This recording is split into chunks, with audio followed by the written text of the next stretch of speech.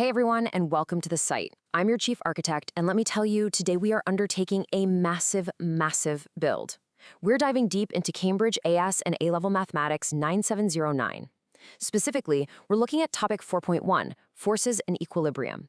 And we're putting a massive spotlight on Newton's third law. But listen, we aren't just going to sit here and crunch numbers like a standard math class. No way. We're going to look at the actual structural engineering of your exam answers.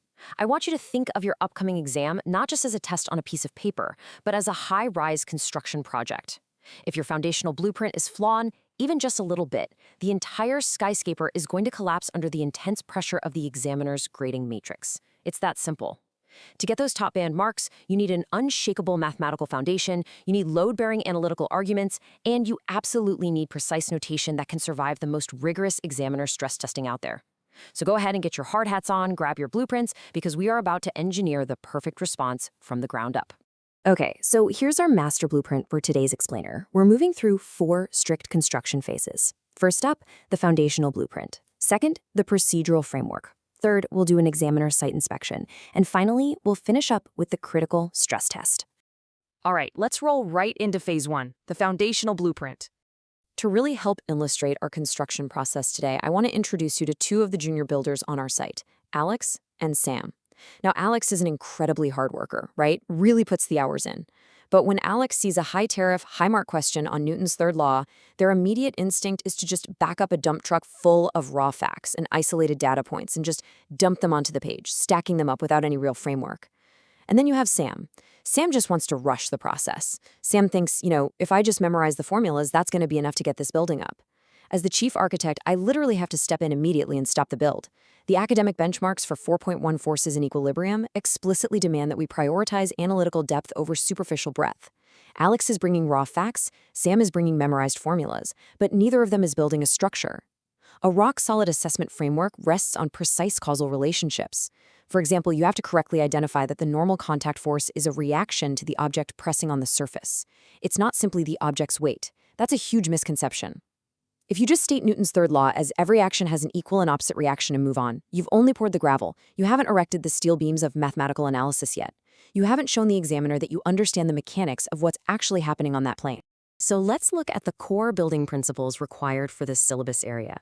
Just this morning over at the drafting board, I could hear Alex and Sam debating the structural framing. Sam's sitting there saying, look, if I just memorize the basic F equals ma formula, I'll be absolutely fine. The rest is just plugging in numbers. And Alex replies, no, we just need to systematically analyze the one isolated force presented in the diagram and ignore the rest. Honestly, I had to hit the sight alarm right there. I pulled them aside and told them to listen very carefully. The theoretical architecture of 4.1 requires total integration with other syllabus areas.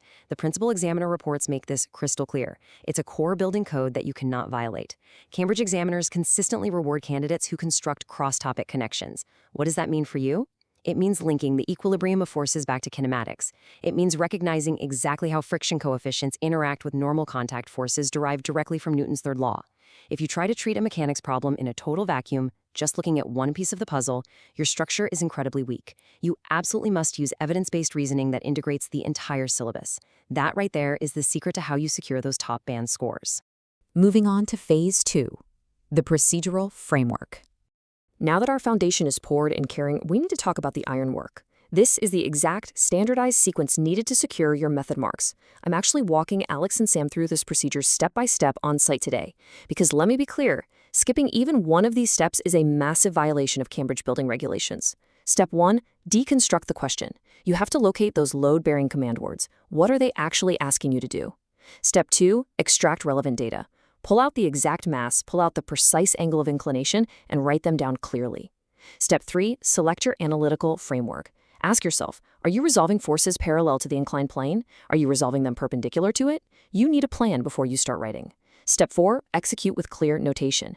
Now, this is where Alex usually messes up, frankly. You absolutely must clearly label your tension and your friction on your free body diagram. Do not leave them floating in your head.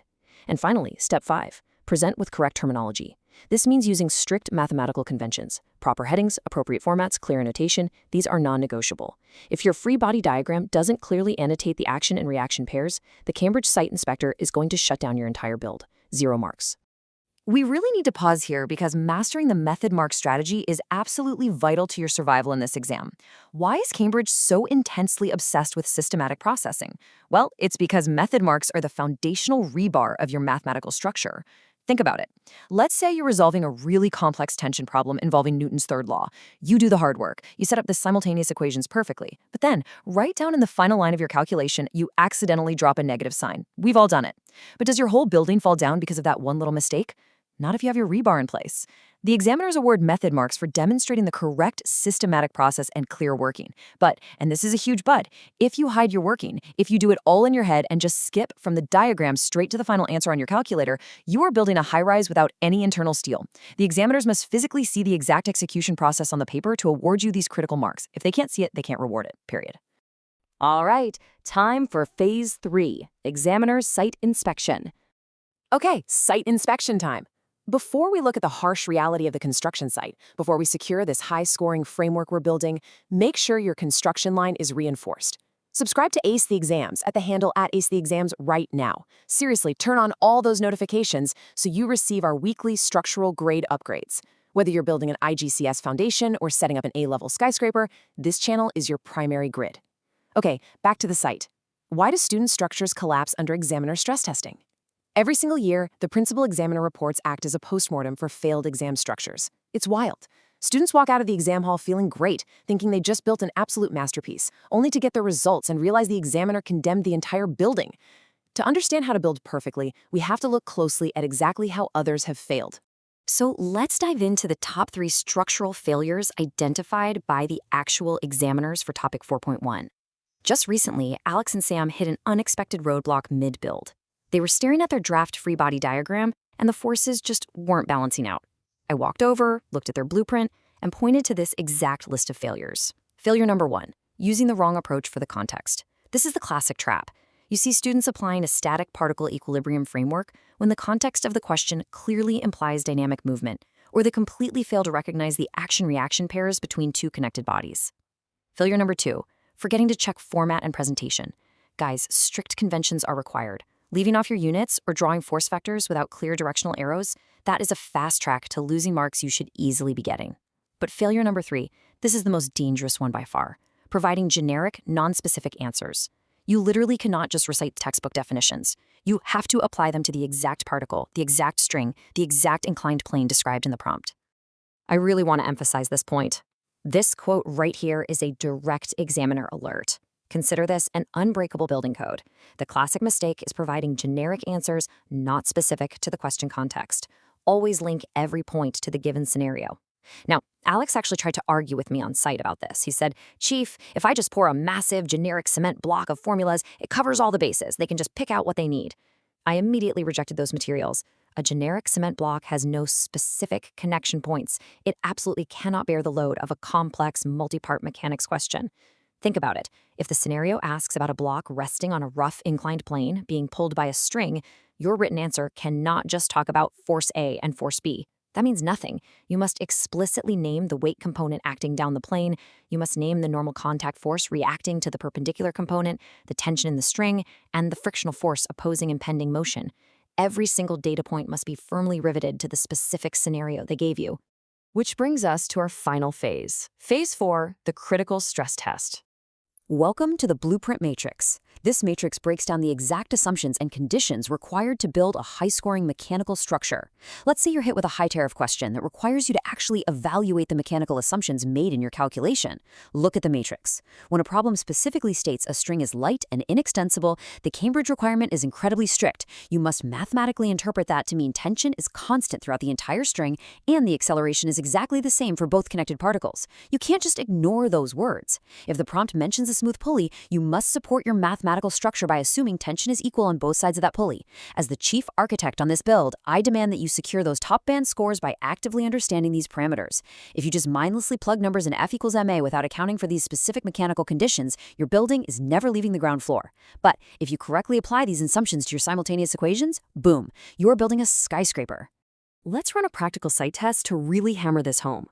Sam and Alex are looking at the drafting board right now, visually comparing a weak exam structure on the left with a massive load-bearing one on the right. Take a look at the weak structure on the left. It's a poorly annotated mathematical model. It's missing the reaction forces entirely, and there are no friction arrows anywhere. It's just a rigid, brittle building that is going to instantly snap under the examiner's pressure. But now look at the right side. This is what we want. This is a fully annotated free body diagram proving equilibrium. By including all the resolved vectors, the normal contact force, the exact parallel and perpendicular components of weight, the tension, and the precise frictional limits, you create a load-bearing structure. When you set up your equations of motion based on this completely solid diagram, balancing the forces parallel and perpendicular to the plane, you are demonstrating elite mathematical thinking. You're justifying your calculations with actual visual evidence, and I promise you, that is exactly what the examiners want to see. All right, we are almost ready to close the site for the day, but I want to issue you one final piece of essential site safety equipment. Look, when you're in that exam hall under the intense pressure of the timer and the clock is ticking down like a brutal construction deadline, panic can absolutely set in. The very best way to lock in all the theoretical factors of Newton's third law is to use a customized acronym. So, based on the blueprints we've reviewed today, let's establish the FORCE framework. F stands for format. Always check your headings and units. O is for organize. Organize your relevant data straight from the prompt before you do anything else. R is for resolve. Resolve your vectors into clear parallel and perpendicular components. C is for connect. Connect every calculation back to the specific scenario context. And finally, E is for equations of motion. Set up your simultaneous equations based strictly on your resolved vectors. If you carry the FORCE acronym in your tool belt on exam day, you are going to systematically process every single requirement that Cambridge examiners are looking for, and you won't miss a single structural beam. As we wrap up this workshop and clear out, I want to leave you with a final critical site safety audit. Over the next week, I want you to look at your past papers, look at your practice questions, and ask yourself this one vital question. Is your mathematical argument built on the solid steel of specific context, or is it resting on the crumbling dust of generic assumptions? Remember exactly what Alex and Sam learned today on the drafting board. Never, ever leave a mechanics response unsupported by clear working. And absolutely never draw a generic diagram that ignores the specific particle or plane sitting right in front of you. Build your free body diagrams with total precision. Resolve your vectors with hard evidence, and your exam structure will stand tall against any stress test. Keep practicing those blueprints, make sure you apply the FORCE framework, and I'll see you on site next time. Stay focused and keep building.